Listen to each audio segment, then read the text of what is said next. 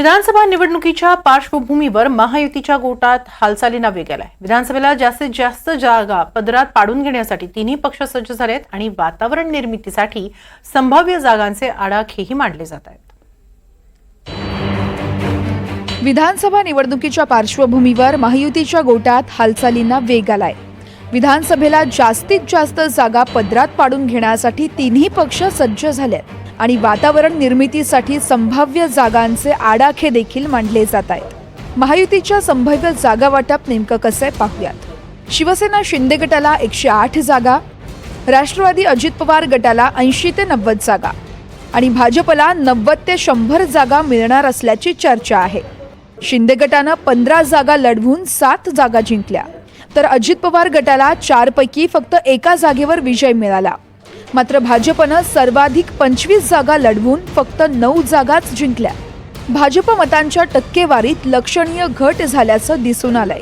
त्यामुळे विधानसभेच्या जागा वाटपात भाजपच्या मित्रपक्षांची बार्गेनिंग पॉवर वाढली आहे। याच संधीचा फायदा घेण्यासाठी मुख्यमंत्री एकनाथ शिंदेंनी 108 तर छगन भुजबळ यांनी 80 ते 90 जागांवर दावा केलाय।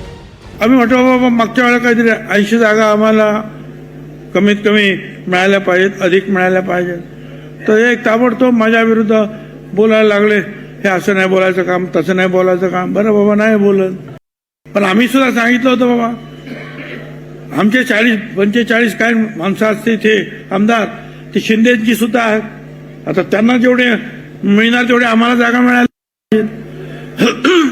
असं म्हणू नका की ते शिंदेच्या आता जे आहेत खासदार जास्त आले आणि ते जास्त येतील, आमची कमी, असं नको करायला।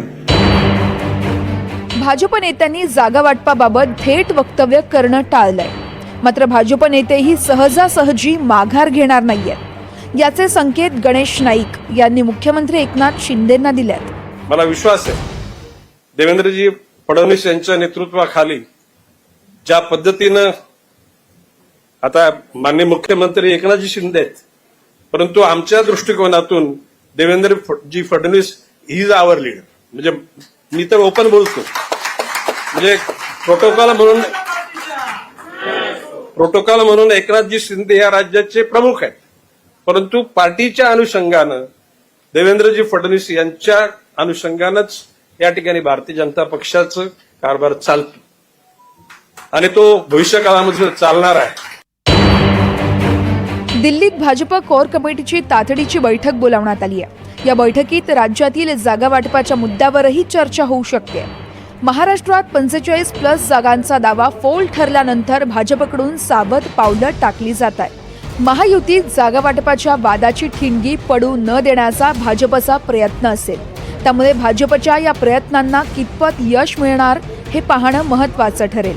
Bureau report, NDTV Marathi.